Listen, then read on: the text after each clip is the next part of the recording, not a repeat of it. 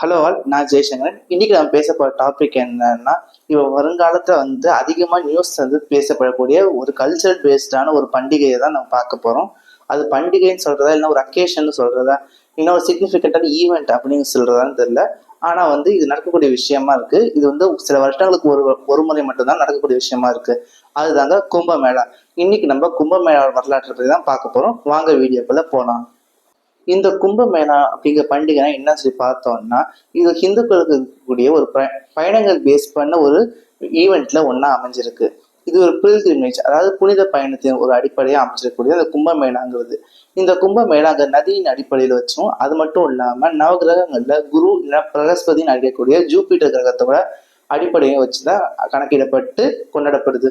Jupiter கிரகம் 12 வருடத்துக்கு ஒரு முறை எந்த ராசியை பிரவேசிச்சா அதே ராசிக்கு திரும்பி வருவாரு.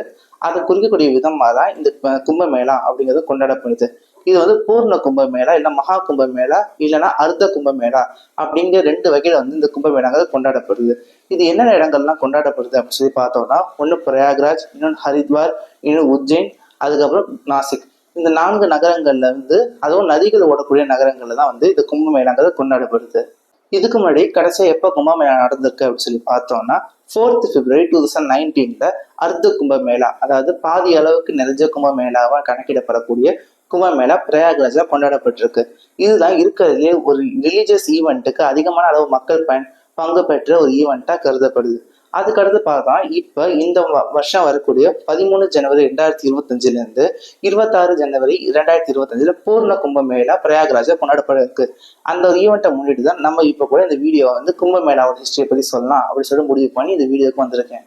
இந்த கும்பமேளா பண்டிகை எதை மோஸ்ட் இம்பார்ட்டண்டா மார்க் பண்ணுன்னா, ஒரு ரிச்சுவலிஸ்டிக் பாத், அதாவது ஒரு சடங்கு ரீதியா ஒவ்வொருத்தரும் நதிகள்ல குளிக்கக்கூடிய ஒரு சம்பவத்தை தான் இந்த கும்பமேளா முக்கியமா மார்க் பண்ணி கொடுக்குது. ஏன் இந்த சடங்கு ரீதியான குளியல்ங்கிறது தேவைப்படுது அப்படின்னு சொல்லி பார்த்தோம்னா, முன்னாடி நாம் செஞ்ச பாவங்களுக்கு அடிப்படையில நம்ம பாவங்களுக்கு கணக்கிடுவோம் அப்படின்னு சொல்லிட்டு இந்த ஹிந்து மதத்துல நம்பிக்கை ஏற்படுது. அந்த பாவம் தண்டனையை நம்ம அனுபவிச்சாகணும் அப்படின்னு சொல்லிட்டு இருக்கு. இந்த பாவங்கள் நம்ம தெரிஞ்சோ இல்லை தெரியாமலோ செஞ்சிருந்தாலோ இதுக்கான தண்டனையிலிருந்து நம்ம விலகி பெற்றுக்கொள்ளவும், அதே சமயம் இந்த தண்டனைகளிலிருந்து நம்ம பிராயசத்தை அடிப்படையாக பெறுவதற்காகவும் இந்த மாதிரி ரிச்சுவலிஸ்டிக் பாத்ஸ் அவங்க மேற்கொண்டாங்கன்னா அந்த பாவங்கள்லேருந்து விடுபடுவாங்க அப்படிங்கிறது இது ஹிந்து மதத்தை சேர்ந்தவங்களோட நம்பிக்கையா இருக்கு. இந்த நம்பிக்கையின் அடிப்படையில இந்த கும்பமேளால இது மாதிரி நதிகள்ல குளிச்சு இருந்தாங்கன்னா அவங்க பாவங்கள் கரைஞ்சு போகும் அப்படிங்கிறத அவங்க நம்பிக்கையா நினைக்கிறாங்க.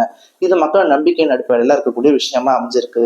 இந்த கும்பமேளா ஈவெண்ட் எப்படி நம்ம பிராயசத்துக்காக மக்கள் கொண்டாடுறாங்க அப்படின்னு சொல்லி பார்த்தோம்னாலும், இதே சமயம் இது பல கம்யூனிட்டிஸை ஒன்றிணைக்க விதமாகவும், மக்கள் எல்லாத்தையும் ஒரு சில இடத்துல கூட்டுறதுக்காகவும், அதே சமயம் ஒரு வகையிலான ஒரு ஃபேர் இல்லைன்னா ஒரு செலிப்ரேஷனை ஏற்படுத்துறதுக்காகவும், ஒரு ரிலீஜியஸ் டிஸ்கோர்ஸஸ், அதாவது சத்சங்கங்கள் ஏற்படுறது, கலாச்சாரங்களை உருவாக்குறது, அது மாதிரி பல வகையான சாதுக்களும் அது மட்டும் இல்லாமல் மாங்ஸ் அவங்க எல்லாரையும் ஒன்றிணைக்கக்கூடிய விதமாகவும் இந்த பண்டிகை அமைஞ்சிருக்கு. அதே சமயம் இந்த பண்டிகை எங்கேருந்து ஃபர்ஸ்ட் தொடங்குது அப்படின்னு சொல்லி பார்த்தோம்னா, 8ஆம் நூற்றாண்டுல ஆதிசங்கர் இருந்த காலகட்டத்திலேருந்தே இது பழக்கப்படுது அப்படின்னு சொல்லிட்டு சொல்றாங்க. அது மட்டும் இல்லாம ஆதிசங்கர் எதுக்காக இதை கொண்டு வந்ததுக்காக சொல்லி பார்த்தோம்னா, மக்கள் எல்லாரையும் ஒன்றிணைக்கிறதுக்காகவும், அதே சமயம் ரிலீஜியஸ் ரீதியான முடிவுகளும் டிசிஷன்ஸையும், அது மட்டும் இல்லாம கேதரிங்ஸை மக்களுக்கு பயன்படக்கூடிய விஷயங்களை சொல்றதுக்காகவும் தான் இது உருவாக்கியிருக்காங்க அப்படின்னு சொல்லிட்டு சொல்றாங்க. இந்த கும்பமேளா பண்டிகைங்கிறது ஒரு தோராயமா சொன்னோம் ஒரு 12 ஆண்டுகளுக்கு ஒரு முறை நடக்கக்கூடிய ஒரு விஷயமா தான் கருதப்படுது. அது மட்டும் இல்லாம இது ஹிந்து லூனிசோலர் கேலண்டர், அதாவது சந்திரனையும் சூரியனையும் அடிப்படையா வச்சுக்கிட்ட நட்சத்திரத்தின் அடிப்படையாக இருக்கக்கூடிய கேலண்டரை அடிப்படையா வச்சுதான் இந்த கும்பமேளா கணக்கிடப்படுது அப்படின்னு சொல்றாங்க. அது மட்டும் இல்லாம என்னது முக்கியமா கவனிக்கிறாங்கன்னா, குரு அப்படின்னு சொல்லக்கூடிய பிரகஸ்பதி, அதாவது ஜூபிட்டர் பிளானட்டோட மூவ்மெண்ட்டை பேஸ் பண்ணி இந்த கும்பமேளாங்கிறது கணக்கிடப்படுது அப்படின்னு சொல்றாங்க. இந்த கும்பமேளாங்கிறது 2 வகையா கொண்டாடப்படுது. ஒண்ணு மகா கும்பமேளா, இன்னொன்னு அர்த்த கும்பமேளா. மகா கும்பமேளாங்கிறது 12 வருடத்துக்கு ஒரு முறையா கணக்கிடப்பட்டு வரக்கூடியதா இருக்கும். அதுக்கடுத்து அர்த்த கும்பமேளா, ஒவ்வொரு 6 வருடத்துக்கு ஒரு முறை நடக்கக்கூடிய கும்பமேளா அர்த்த கும்பமேளா. அதாவது 12 வருஷத்துல 6 வருடங்கள் பூர்த்தி செய்ய, அதாவது பாதி அளவு பூர்த்தி செஞ்சா அது அர்த்த கும்பமேளா. அர்த்த அப்படின்னு சொல்லிட்டு அர்த்தம் என்னன்னா பாதி அப்படிங்கிற அர்த்தத்துல குறிக்கப்படுது. இது மாதிரி 12 வருஷத்துல 2 முறை கொண்டாடுறாங்க. இதே மாதிரி பிரயாகராஜ் அலகாபாத்தை ஹரித்வார்ல கொண்டாடுற மாதிரி இது மாதிரி நாசிக்லையும் உஜ்ஜயினிலையும் கொண்டாடப்படக்கூடியதும் வழக்கத்துல இருக்கு. இந்த நாசிக்லையும் உஜ்ஜயினிலையும் பார்த்தோம்னா 1 வருடத்துக்கு அப்பாலாவோ இல்லைன்னா 3 வருடங்களுக்கு அப்பாலாவோ இந்த மகா கும்பமேளா அர்த்த கும்பமேளா நடந்ததுக்கு அப்புறம் நடக்கிறது அப்படின்னு சொல்லிட்டு கணக்குகள் தெரிவிக்கப்படுது. அதே மாதிரி இந்த கும்பமேளாக்கு ஈக்குவலண்டா இருக்கக்கூடிய பண்டிகைகள் என்னன்னு பார்த்தோம்னா மகர் மேளா இல்லைன்னா மகா மேளா அப்படின்னு சொல்லிட்டு கொண்டாடப்படுது. இந்த மகர் மேளா அப்படின்னா என்ன அர்த்தம்னா, சூரியன் மகர ராசிக்குள்ள நுழையக்கூடிய வருஷம் அந்த மாதத்தை வருடத்துல ஒரு முறை அமையக்கூடியதா இருக்கும். அந்த மாசத்துல இந்த மாதிரி கும்பமேளால பார்ட்டிசிபேட் பண்ற மாதிரி ரிச்சுவலிஸ்டிக் பாத் இருக்கிறது. இல்லைன்னா மகா மேளா. இந்த மகா மேளானா என்னன்னா, சிம்ம ராசியில வரக்கூடிய மகம் நட்சத்திரத்துல என்னைக்கு வந்து பௌர்ணமி நடைபெறுதோ அன்னைக்கு வந்து கணக்கெடுத்து வருடத்துக்கு ஒரு முறை இந்த மாதிரி ரிச்சுவலிஸ்டிக் பாத் கண்டக்ட் பண்றது. இதுதான் வகையில் நடக்கக்கூடிய 2 வகையான இருக்கக்கூடிய விஷயங்களா அமைஞ்சிருக்கு. இதே மாதிரியான ஒரு எக்ஸாம்பிள் பார்த்தோம்னா, தமிழ்நாட்டுல மகாமக குளம் அப்படின்னு சொல்லிட்டு கும்பகோணத்துல இருக்கக்கூடிய குளம் இருக்கு. இந்த குளத்தை 12 ஆண்டுகளுக்கு ஒரு முறை துலா ராசி சிம்ம ராசியில வந்து குரு பிரவேசிக்கக்கூடிய சமயத்துல வந்து ஏற்படக்கூடிய பௌர்ணமி அன்னைக்கு இந்த மகாமகம் அப்படிங்கிற தீர்த்த வரி கண்டக்ட் பண்ணப்பட்டு மக்கள் வந்து குளிச்சு அவங்களோட சாக்ரிஃபிஷியலான ரிச்சுவலிஸ்டிக் பாத்தை கண்டக்ட் பண்றாங்க. இது வந்து ஒரு எக்ஸாம்பிளா அமைஞ்சிருக்கு. அடுத்து இந்த கும்பமேளாங்கிற வார்த்தைக்கான அர்த்தத்தை என்னன்னு பார்ப்போம். இந்த கும்பமேளாவுடைய கும்ப அப்படின்னு சொல்லிட்டு வார்த்தைக்கு என்ன அர்த்தம்னா, ஒரு குடம் இல்லைன்னா ஒரு பாத்திரம் அப்படின்னு சொல்லிட்டு நம்ம கூட எடுத்துக்கலாம். இந்த கும்பம்ங்கிறது ஒரு குடம், அதாவது வந்து எந்த தண்ணீரை பிடிச்சக்கூடிய ஒரு குடமாவும் இல்லைன்னா அமிர்தத்தை எடுத்துக்கூடிய குடமாவும் கன்சிடர் பண்ணப்படுது. இதுக்கு என்ன ரிலேஷன் சொல்றாங்கன்னா, வந்து முன்னாடி காலகட்டங்கள்ல இந்த கும்பமேளாங்கிறது இயற்கையாவே வந்து ஒவ்வொரு வகையான ரிச்சுவலிஸ்டிக் பாத்துக்காக கொண்டாடப்பட்டிருந்தாலும் இதுக்கு ஒரு ரீசன் கொடுக்கணும் அப்படிங்கிறதுக்காக இதுக்கு நிறைய ரீசன்ஸ் கொடுக்குறாங்க.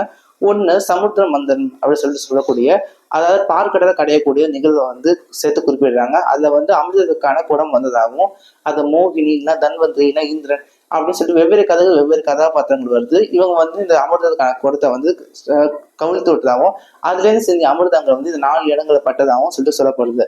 அந்த 4 இடங்கள் பட்டதாகவும் அதை வந்து 4 இடங்கள் பட்ட அந்த அமிர்தங்களை வந்து மக்களும் பயன்பெறணும் அப்படின்னு சொல்லிட்டு இந்த 12 வருடத்துக்கு ஒரு முறை இந்த ரிச்சுவலிஸ்டிக் பாத் அப்படிங்கிற கண்டக்ட் பண்றாங்க அப்படின்னு சொல்லிட்டு ஒரு சாராரும், அதே சமயம் இல்ல இந்த ரிச்சுவலிஸ்டிக் பாத்துங்கிறது எப்பவுமே இருந்துகிட்டு இருக்காரா, இதுக்கும் வந்து இந்த சமுத்திர மந்தனத்துக்கும் சம்பந்தம் இல்லை அப்படின்னு சொல்லிட்டு வேதங்களை படிச்சு சொல்லக்கூடிய ஸ்காலர்ஸ் வந்து சொல்றாங்க.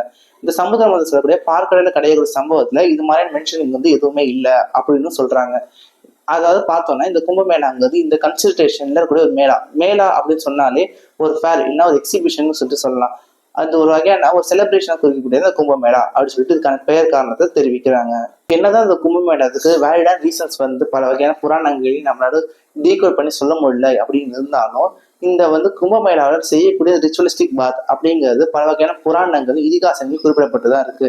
ஏன்னா இது பிராயஷ்சித்தத்துக்காக செய்யக்கூடியதா இருக்கிறதுனால பல்வேறு வகையான மக்கள் வந்து ஒவ்வொரு கோயில்களும் முக்கியமான புண்ணியமா கருதப்படக்கூடிய ஒரு குளங்கள்லயோ ஆறுகள்லயோ இல்ல கடல்லையோ வந்து தாங்கள் வந்து தங்களோட ரிச்சுவலிஸ்டிக் பாத்தை கண்டக்ட் பண்ணி அது வந்து பிராயஷ்சித்தத்தை அடைஞ்சாங்க அப்படின்னு சொல்லிட்டு பல வகையான கதைகள்லையும் புராணங்கள் கூட மென்ஷன் ஆகியிருக்கு.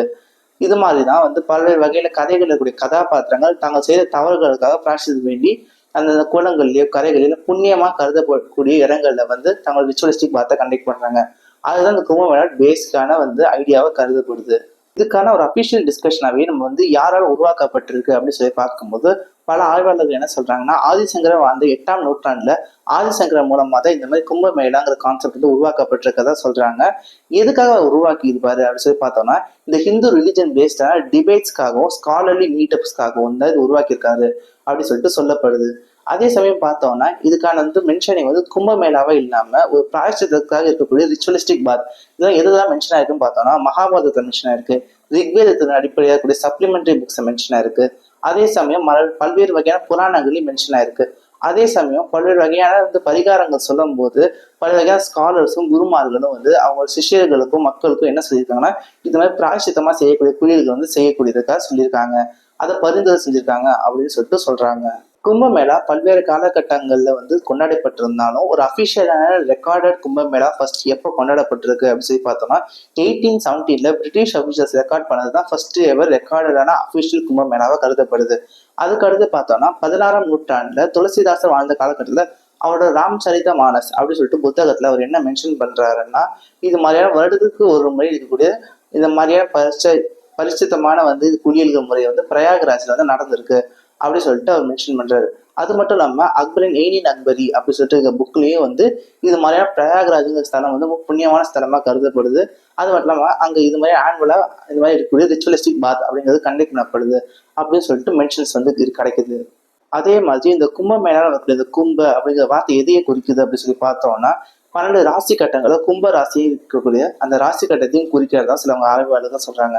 அதனாலதான் கும்ப ராசியில குரு பிரவேசிக்க காலத்துல இந்த கும்பமேளாவும், அதே சமயம் அதுல இருந்து 6 வருடங்கள் கழித்து கரெக்டா வந்து சிம்ம ராசியில குரு பிரவேச காலகட்டத்துல மகா கும்பமேளா அல்ல பூர்ண கும்பமேளாவை கொண்டாடப்படக்கூடிய வழக்கத்தையும் குறிக்கிறாங்க. இந்த கும்பமேளா நான் முதலே வந்து 2 டேர்ம் சொல்லியிருப்பேன். ஒண்ணு அர்த்த கும்பமேளா, இன்னொன்னு மகா கும்பமேளா சொல்லியிருப்பேன். கரெக்டா சொல்லணும்னா இது வந்து 3 வகையான கும்பமேளாக்கள்ங்கிறது கொண்டாடப்பட்டு வருது. ஃபர்ஸ்ட் வந்து அர்த்த கும்பமேளா, அதாவது 6 வருடங்களுக்கு ஒரு முறை வரக்கூடிய கும்பமேளா தான் இந்த அர்த்த கும்பமேளா. அதாவது 12 வருடங்கள் மொத்தமான டைம் இருக்குன்னா அது 6 வருடங்கள் முடியக்கூடிய தருவாயில இந்த அர்த்த கும்பமேளாங்கிறது கொண்டாடப்படுது. அதுக்கு அடுத்து பூர்ண கும்பமேளா. இந்த பூர்ண கும்பமேளா ஒரு சைக்கிள், அதாவது 12 வருடங்கள் முடிக்கும் போது, இந்த ஒரு 12 வருட சைக்கிளை முடிக்கும் போது கொண்டாடக்கூடிய கும்பமேளா தான் இந்த பூர்ண கும்பமேளா. அதுக்கு அடுத்து இருக்கு மகா கும்பமேளா. இது 12 வருடங்களா கொண்டாடப்படுகிறது கும்பமேளா. பார்த்தோம்னா 12 முறை வந்து இந்த 12 வருடங்கள் வந்து கழிஞ்சிச்சு அப்படின்னு சொல்லி பார்த்தோம்னா 144 வருடங்கள் அப்படின்னு சொல்லிட்டு வரும். இந்த 144 வருடங்கள் வரும்போது ஒவ்வொரு 12 பூர்ண கும்பமேளாக்கள் சேர்ந்து ஒரு மகா கும்பமேளாவை கொண்டாடப்படும். அதுதான் இந்த மகா கும்பமேளாக்கான அர்த்தமும் குறிப்பிடப்படுது. அதே மாதிரி இந்த கும்பமேளாவை பல ஊர்கள்ல இருந்து நடந்தே வந்து அட்டன் பண்ணக்கூடிய பழக்கமும் மக்கள் கிட்ட பரவிதான் இருக்கு. இது மாதிரி கும்பமேளாவுக்கு வரக்கூடிய யாத்திரிகர்களை கல்பவாசிஸ் அப்படிங்கிற பேர்ல அழைக்கிறாங்க. அது மட்டும் இல்லாம இது மாதிரி வரக்கூடிய பயணிகள் என்ன பண்றாங்கன்னா இந்த கும்பமேளா நடக்கக்கூடிய மொத்த காலகட்டமே இந்த கும்பமேளா நடக்கக்கூடிய பகுதியை தங்கி இருந்து, அது மட்டும் இல்லாம அங்க இருக்கக்கூடிய ஆன்மீக சொற்பொழிவுகள், அதுக்கப்புறம் சாதுக்களை சந்திக்கிறது, அவங்க கிட்ட ஆசீர்வாதம் வாங்குறது, இது மாதிரியான செயல்களையும் ஈடுபடுறாங்க. அது மட்டும் இல்லாம இந்த சமயங்கள்ல இருக்கக்கூடிய மக்கள் வந்து ஃபாஸ்டிங் இருக்கிறாங்க, அதாவது விரதங்கிற விஷயத்தை வந்து கண்ட்ரோல் எடுக்கிறாங்க. இது வந்து அவங்க ஒரு நாளைக்கு ஒரு வேளையை மட்டும் உணவு உட்கொள்றது, இல்லைன்னா ஒரு நாள் முழுக்கவே உணவு உட்கொள்ளாமல் இருக்கிறது, இல்லைன்னா ஒரு எலாபரேட்டான லெஷஸான மீலை சாப்பிடாம இருக்கிறது, இது மாதிரியான விஷயங்கள்ல தவிர்த்து வந்து இருக்கிறாங்க. இது மாதிரி ஃபாஸ்டிங் இருந்தோம், அதே சமயம் அவங்க டொனேஷன் செய்யறாங்க, ஒரு சேரிட்டபிளான திங்ஸ் வந்து அவங்க வந்து செய்யறாங்க. அதாவது மக்கள் நல்லது செய்யக்கூடிய விதங்களை தானங்கள் செய்யறாங்க, தர்மங்கள் செய்யறாங்க. அது மாதிரியான விஷயங்கள் இந்த கும்பமேளா சமயத்துல நடக்கப்பெறுது. அது மட்டும் இல்லாம இந்த கும்பமேளாவுக்கு கம்யூனிட்டி ரீதியாகவும் அதே சமயம் வியாபாரத்தின் ரீதியாகவும் பல மக்களும் மெர்ச்சன்ஸும் வருவாங்க. அவங்க இது மாதிரி மக்கள் பல வகையில கூடக்கூடிய இந்த இடங்கள்ல வந்து வியாபாரம் செய்வதற்காக வருவாங்க. அதே மாதிரி ஃபெஸ்டிவல் மாதிரி ஒரு மேலாஸ் நடக்கும், பிசினஸ் ஃபேர் நடக்கும், ட்ரேடிங் நடக்கும். இது மாதிரி பல விஷயங்கள் கூட இந்த கும்பமேளாவில் தான் நடக்கப்பெறுது. இதே மாதிரி பார்த்தோம்னா இந்த கும்பமேளாங்கிறது ஒரு ரிலீஜியஸ் பேஸ்டான லார்ஜஸ்டான கேதரிங்கை இப்போ வரைக்கும் ஹிஸ்டரியில கன்சிடர் செய்யப்படுது. அதே மாதிரி ஒரு யுனெஸ்கோவோட ரிலீஜியஸ் ஹாப்பனிங்ஸை ஒன்னாவும் ரிஜிஸ்டர் செய்யப்பட்டுதான் இந்த கும்பமேளாங்கிறது கருதப்படுது. நீங்க இது மாதிரி கும்பமேளா இன்னைக்காவது அட்டன் பண்ணிருக்கீங்களா, இல்லைன்னா தமிழ்நாட்டில் நடக்கக்கூடிய மகாமகத்துல நீங்க அட்டன் பண்ணிருக்கீங்களா அப்படிங்கிறது உங்க எக்ஸ்பீரியன்ஸ் என்னவா இருந்துச்சுங்கிறது கமெண்ட் பாக்ஸ்ல கமெண்ட் பண்ணுங்க. மீண்டும் நாளைய தகவலோட வந்து சந்திக்கிறேன். அது வரைக்கும் தேங்க்யூ.